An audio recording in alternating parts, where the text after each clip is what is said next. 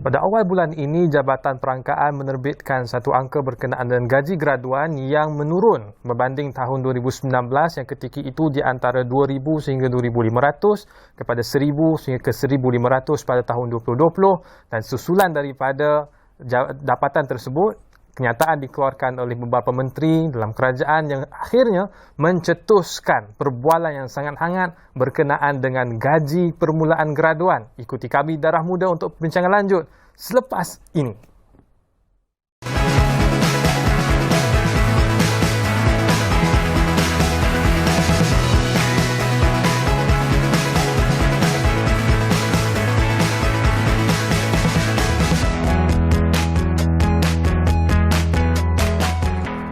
Kembali ke Darah Muda bersama dengan kita ketika ini dua orang tetamu yang akan mengupas berkenaan dengan gaji graduan. Tetapi sebelum itu, daripada perspektif Darah Muda, kita sudah bicarakan tentang isu ini sejak tahun 2018. Tahun 2018 kita mengungkapkan berkenaan dengan gaji berbeza di antara lelaki dan wanita. Pada tahun 2019, gaji permulaan graduan ini kembali hangat diperkatakan apabila Bank Negara mengeluarkan satu laporan yang menyatakan bahawa gaji yang diberikan kepada graduan bagi mereka yang baru memulakan karier tidak sewajarnya ataupun tidak sama. Dia ada mismatch, tidak padan di antara gaji dan juga kelayakan mereka. Dan pada tahun 2020, kita berhadapan dengan COVID-19 dan ketika itu juga ada kita bincangkan tentang gaji, tetapi ketika itu nada kita lebih rendah kerana kita memahami situasi yang dihadapi oleh negara. Tapi tahun ini, apabila laporan dikeluarkan oleh Jabatan Perangkaan dikeluarkan dan kenyataan dikeluarkan oleh Menteri menyebabkan berlakunya kenyataan yang hangat, dan kita bincangkan kembali di Darah Muda bersama dengan saya ketika ini di studio Saudara Huzail Muhammad, Presiden Belia Harmoni Malaysia. Selamat datang Darah Muda. Selepas ini kita akan bersama juga dengan Tuan Razi Tajuddin, CEO High Home. Tapi sebelum itu, Huzail, komentar awal daripada apa yang kita boleh lihat daripada kenyataan yang saya keluarkan kepada Malaysia Kini, menyifatkan kenyataan dikeluarkan oleh Menteri Jabatan Perdana Menteri Hal Ehwal Ekonomi sebagai seolah-olah memperlekeh anak muda. Mungkin saya nak mulakan dengan situ. Bagaimana saya melihat isu itu dan menganggap bahawa kenyataan itu sebagai memperlekeh orang muda? Okey, pertama bila saya baca kenyataan Tok Pa, kita Menteri Ekonomi, mengeluarkan kenyataan menggunakan terma redha dan terima walaupun keadaan gaji yang rendah, nada yang dikeluarkan ataupun perkataan yang digunakan oleh seorang Menteri Ekonomi, kami lihat bahawa ini seolah-olah mengambil ringan tentang nasib graduan yang nak teruskan hidup dalam keadaan ekonomi yang meruncing lah. Kita tahu COVID, barang pun naik apa semua, tapi gaji yang jumlah gaji yang masih sama dengan keadaan yang makin menghimpit. Kita rasa kenapa Menteri Ekonomi mengeluarkan kenyataan yang agak macam meringan-ringankan. Yang tak disetujukan itu ialah soal nada Menteri. Tetapi apa yang disebut oleh Menteri itu saya setuju bahawa antara lain yang disebut oleh Datuk Seri Mustafa Mohamed kita ialah keadaan ketika ini melihat kepada permintaan buruh dan permintaan tenaga kerja yang lemah, ekonomi yang menguncup 5.6%. Jadi graduan harus terima seadanya, dan tapi kita akan melihat peningkatan gaji pertengahan tahun ini. Jadi saya tidak setuju dengan dada tetapi setuju dengan inti yang disebut oleh Menteri. Okey, sejujurnya saya tidak bersetuju dengan nada itu. Satu isu yang kita tak bersetuju lah. Intinya, kalau nak tanya secara peribadi, kita perlu terima hakikat. Tapi adakah kita perlu biarkan benda itu berlaku lah? Apa respon kita terhadap hakikat yang disebut lah? Okey, adakah saya bersetuju ataupun tidak? Saya mengakui tentang keadaan ekonomi semasa yang disebutkan, ekonomi menguncup dan sebagainya. Tetapi kerajaan boleh mengambil respon, kerajaan boleh mengambil tindakan, boleh menambah baik keadaan itu menggunakan kapasiti kerajaan. Yang kita tak setuju adalah tindakan kerajaan terhadap keadaan ekonomi semasa. Okey, so saya nampak itu merupakan sikap yang diambil oleh Huzail berkenaan dengan apa yang disebut oleh Tok Pa tu. Dan kita nak bawa juga Saudara Razi Tajuddin, CEO High Home, bersama dengan kita di talian ketika ini. Razi mengeluarkan kenyataan yang sangat berani di halaman Facebook beliau, dan saya ambil masa untuk baca keseluruhannya. Tapi di awal ini Razi mulakan siaran di Facebook itu sebagai terkejut dengan kenyataan yang dikeluarkan. Sejauh manakah yang dimaksudkan dengan terkejut itu untuk permulaan ni? Razi, silakan. Okey. Pertama sekali minta maaf atas masalah teknikal, tak dapat nak Skype and video, hanya boleh audio. Dan kedua, terima kasih kerana menjemput saya untuk sesi yang topik yang sangat menarik berkenaan dengan gaji graduan. Okey, berbalik kepada persoalan tadi, saya sebenarnya sangat-sangat kecewa dan marah dengan kenyataan yang dikeluarkan oleh Menteri Ekonomi, sebab mereka ni adalah menteri, ya. Dan kita tahu menteri ini adalah orang yang mempunyai kedudukan dan kuasa untuk melakukan sesuatu dari segi polisi dan gerak kerja. Dan kedua, pada saya kenyataan itu terlalu tidak sensitif kepada mahasiswa, kepada orang yang baru kerja dan juga kepada rakyat Malaysia secara amnya. Kita tahu dalam konteks berkata bersyukurlah ni memang dalam norma masyarakat, kalau ibu bapa kita, kaum keluarga kita cakap benda ni benda yang biasa sebab kita tahu mereka mean well. Tapi bagi seorang menteri untuk cakap kenyataan sedemikian, pada saya memang tidak sensitif. Bahkan kalau saya boleh extend lagi kenapa saya cukup kecewa, kita tahu gaji mereka bukan gaji 1,200, bukan gaji minimum. Gaji mereka berpuluh ribu, ada yang 140,000 sebulan. Jadi kalau boleh saya masuk di situ ya Razi, tapi memahami kenyataan yang dikeluarkan oleh Datuk Seri Mustafa ialah daripada konteks keseluruhan. Beliau menjelaskan bahawa ekonomi menguncur. Jadi bagi mereka yang ada kerja, terima seadanya kerana tahun ini, pertengahan tahun ini, dijangka gaji itu akan menaik. Jadi saya tak fikir bahawa istilah syukur itu perlu dianggap dari sudut yang seolah memperlekeh, kalau saya boleh guna istilah yang Zai gunakan. Tapi itu hanya satu komentar spontan. Intisari yang disebut Datuk Seri Mustafa ialah soal kenaikan gaji tahun ini boleh kita harapkan. Yang seorang ahli politik yang saya kira dah veteran, dah lama, dia patut tahu apa sensitiviti masyarakat. Nama dia pun ahli politik. So the fact that saya boleh kata hampir kebanyakan rakyat Malaysia, khususnya anak muda marah, ini menunjukkan sesuatu yang tidak kena. Kan? So pada saya, dia sepatutnya lebih sensitif lah bila nak bercakap pasal soal ni, sebab he is in a position to do a lot of things. Bukan sekadar orang kata bagi statement bersyukurlah. Tak kira lah interpretasinya tu, konteksnya bagaimana, tapi the point is sensitivity. Ya. Baik, kalau boleh, itu satu kenyataan yang hangat diperbincangkan minggu ini berkenaan dengan kenyataan yang dikeluarkan oleh Datuk Seri Mustafa Mohamed. Tetapi juga satu lagi kenyataan yang baru saja kita siarkan sebentar tadi ialah kenyataan daripada Datuk Seri M. Saravanan yang menyatakan bahawa apa yang dilaporkan dalam Jabatan Perangkaan itu harus mengambil kira bahawa sebenarnya itu adalah persetujuan secara tanpa paksa, sukarela di antara graduan yang mulakan karier dan juga majikan ketika mereka menandatangani kontrak pekerjaan. Jadi tak wajar untuk dihangatkan kerana masih lagi, kata Datuk Seri M. Saravanan, majikan tertakluk kepada akta pekerjaan sedia ada.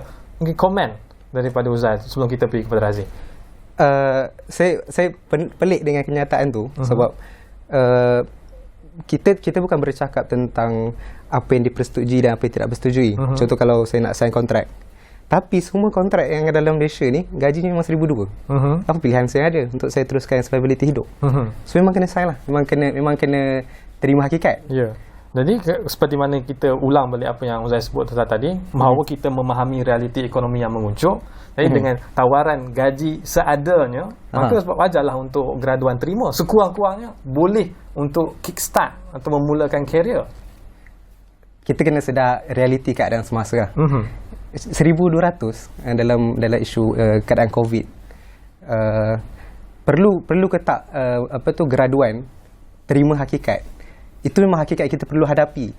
Tapi kenyataan menteri, orang-orang atas yang penggubal polisi suruh graduan menerima hakikat, sedangkan tanggungjawab membaik ekonomi, tanggungjawab memberi bantuan dan sebagainya itu di bahu mereka. Jadi kalau kita letak tepi kenyataan menteri, kita lihat kepada isu ini secara spesifik. Isu gaji ni lah. Ya, isu gaji ni bawah daripada gaji minimum ataupun Jabatan Perangkaan punya angka 1,000 sehingga 1,500, itu wajar untuk graduan terima tanpa perlu banyak songil kerana memahami ekonomi ketika ini. Tahun depan kalau gaji macam ni mungkin boleh dipersoalkan sebab kita jangkakan ekonomi akan berkembang 5 ke 6%. Okay, so persoalan dia, adakah fresh graduate perlu terima sahaja gaji ni tanpa buat apa-apa respon untuk waktu ini? Untuk waktu ini.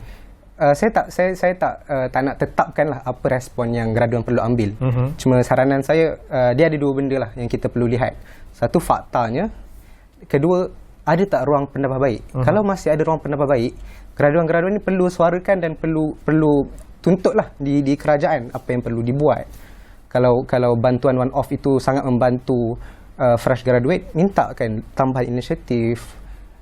Kalau ialah contohnya fresh graduate ni banyak terlibat dengan hutang PTPTN contohnya, minta dipotong. Selagi boleh minta dan ada ruang dan benda tu possible dilakukan, minta dan desak. Ada banyak kalau di situ. Jadi ada masa sedikit ini, kalau boleh saya nak minta kepada Huzai rangkakan sedikit contoh-contoh perkara yang boleh diminta. Sebab kalau ikut kalau macam-macam kalau minta kan, minta gajah terbang pun kalau isunya kalau boleh minta, boleh minta masalah. Cuma Huzai sebagai pemimpin gerakan mahasiswa, daripada realiti masyarakat atau mahasiswa ketika ini, kita nak tahu mungkin satu dua isu yang betul-betul menekan, yang perlukan kepada penyelesaian tuntas ke arah mendapatkan gaji yang orang kata gaji lebih bermaruah daripada gaji semasa. Tapi sebelum itu, saya nak bawa Razi dalam perbincangan kita sebagai CEO sebuah startup.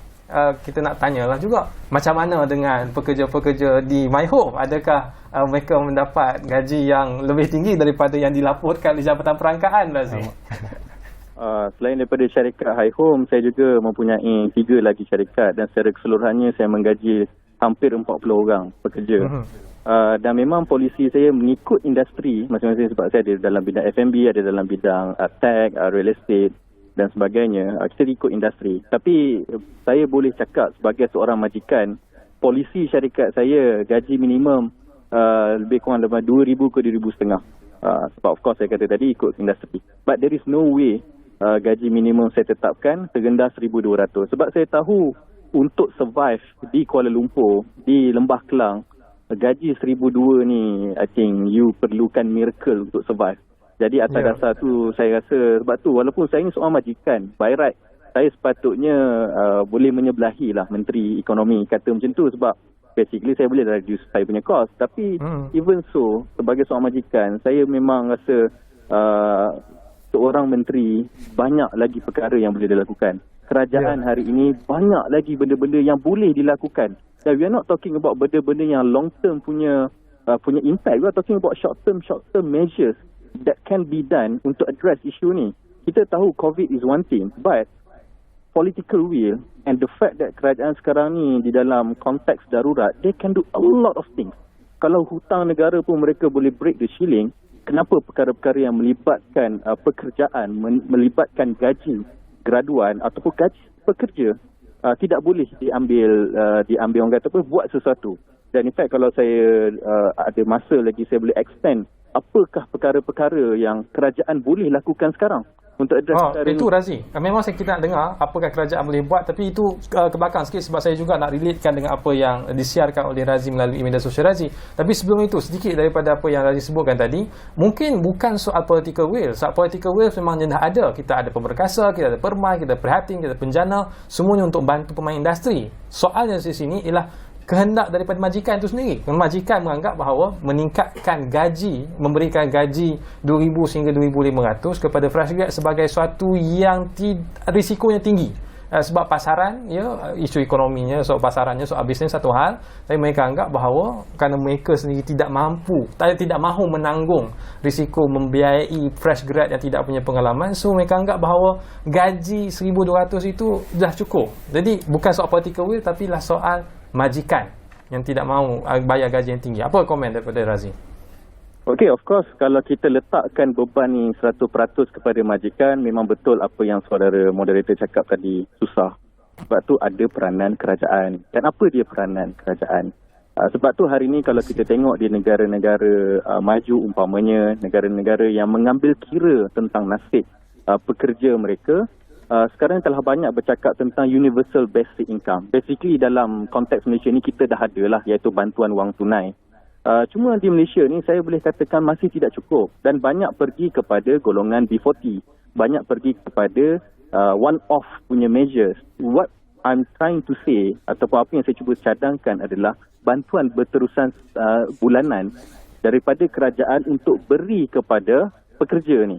So kalau misal kata majikan hanya boleh mampu 1,500, 1,800, apakah tak boleh kerajaan pada hari ini top up, bagi lagi ekstra 200, bagi lagi ekstra 300 sebulan sampai dia cukup kepada 2,000 ataupun 2,200 yang pada saya itu adalah gaji bermaruah. And of course, mungkin saudara moderator pun ramai akan pertikaikan cakap, oh ini idea sosialis, ini idea gila.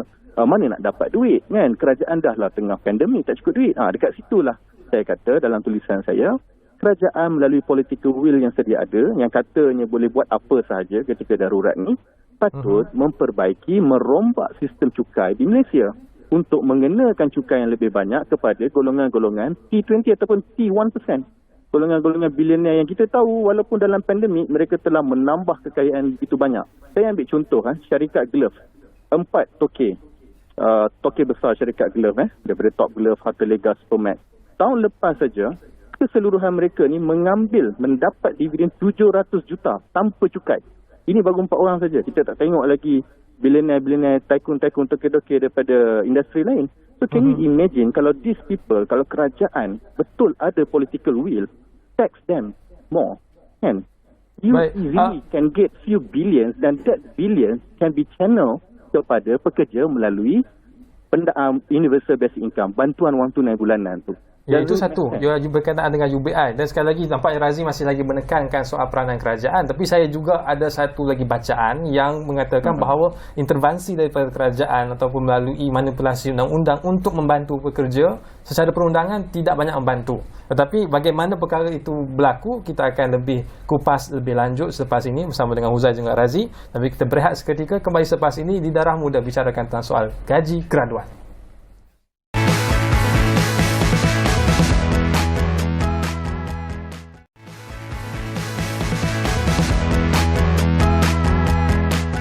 Bersabarlah Fresh Grad, tajuk Darah Muda untuk edisi kali ini bicarakan tentang satu komentar yang dikeluarkan oleh pihak kerajaan yang akan mencetuskan reaksi yang pelbagai. Tapi langsung daripada apa yang disebut oleh Razi sebentar tadi berkenaan dengan harus ada intervensi daripada kerajaan soal politikal dan sebagainya. Ini merupakan satu kajian yang dibuat 10 tahun lepas. Tapi saya fikir masih lagi relevan ketika ini. Tajuknya, Adakah Gaji Minima Cara Terbaik untuk Membantu Golongan Miskin, daripada Afif Abdullah yang diterbitkan oleh IDEAS, Institute for Democracy and Economic Affairs. Antara lain menyimpulkan sekiranya kita buat basic income, itu mana satu polisi untuk memastikan bahawa adanya gaji minimum atau gaji maruah itu, dia bukan satu kaedah ataupun cara tuntas untuk menyelesaikan masalah graduan yang ada gaji yang lebih rendah itu. Kerana ada banyak isu sekiranya dilaksanakan gaji minimum ini, antara lain ialah syarikat terpaksa mengurangkan keuntungan. Bila kurang untung, maka harga kena naik. Bila harga naik, akibat nak menampung gaji minimum tersebut, so terpaksa kurangkan pekerja. So ada pekerja yang kena buang, kena kecilkan dia punya labor cost itu. Jadi itu antara perkara-perkara yang disebut berkenaan dengan gaji minimum. Tapi saya tak minta Huzail untuk komen perkara itu. Sebab saya rasa Razi lebih tepat untuk mengupaskan perkara itu sebab dia pun majikan. Razi majikan. Tapi untuk Huzail, kalau boleh kembali pada soalan saya tadi berkenaan dengan apa yang sepatutnya kerajaan lakukan sekarang untuk mahasiswa berhadapan dengan isu ini. Mahasiswa ataupun fresh graduate? Ya. Mana-mana lah. Okay. Pada saya, isu mahasiswa ataupun fresh graduate yang dari dululah dimainkan, isu PTPTN ni. PTPTN ni benda yang menjadi beban juga sebenarnya untuk fresh graduate. Dia hutang sampai belas ribu dan sebagainya.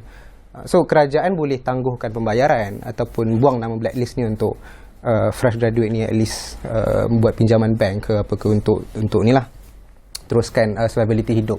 Ataupun buat satu polisi 50%